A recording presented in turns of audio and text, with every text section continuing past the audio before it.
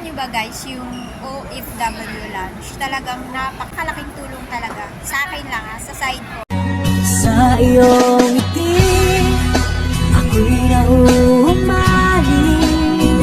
At sa tuwing ikaw ay gagalaw, ang mundo ko'y tumitigil. Ng OWA guys. Tapos, ito yung mga lamesa, ganun. Tsaka dito din sa kabila.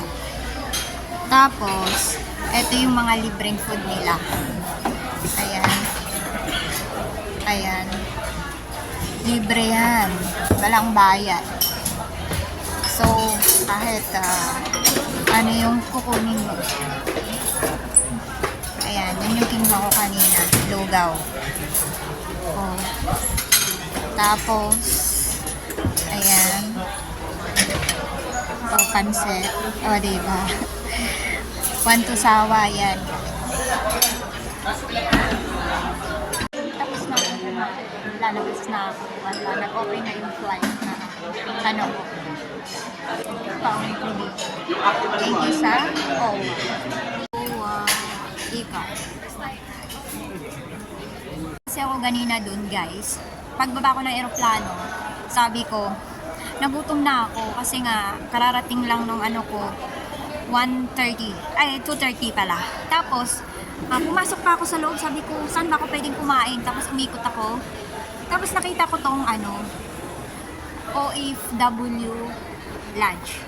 Ayan, nung nakita ko yan, sabi ko ano kayang meron dyan, so nakaisyoso naman ako, nagtanong-tanong ako guys, kaya ayun, punta tayo dito kasi iikot tayo eh, para makita nyo naman kung gaano kaganda yung ano dito sa pag OFW ka.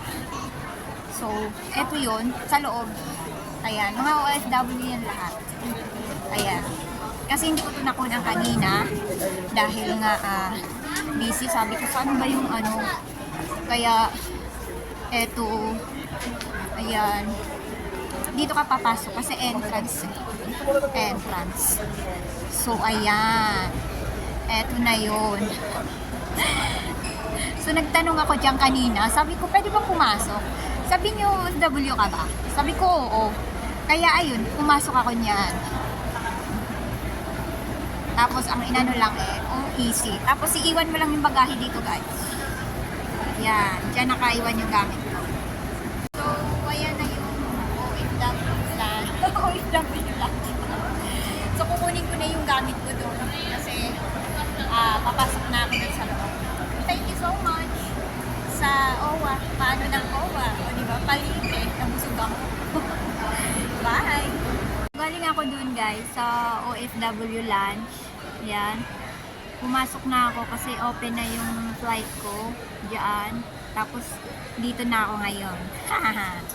Sa harap niya. O, diba? Ang bilis. Ang aga ko. Doon na ako sa loob mag-lunch. Naman ulit ako. Ay, may plan. Kakain ako naman.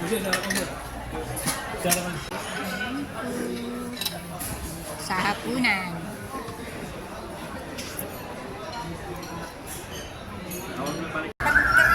Pagka talaga kasi may kakaibang experience na talagang inaano mo siya. Kasi nga sa, diba, hindi naman natin alam yung mangyayari kagaya ngayon. Hindi ko alam mangyayari sa akin na ganito yung system.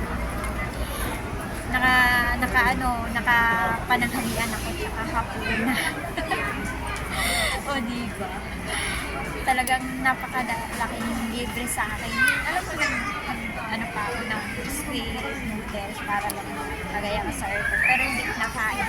Tapos nakapagbaon ako. Tsaka, alam mo yung chika-chika, yung mga kasamahan ko na nandito. Marami akong naano sa kanila. Usap-usap habang nag-aantay ng oras. Mga experiences nila yung gano'n. Nakakatuwa. Ibang bansa lang kasi sila. Pabalik na sila. Ako naman, pauwi.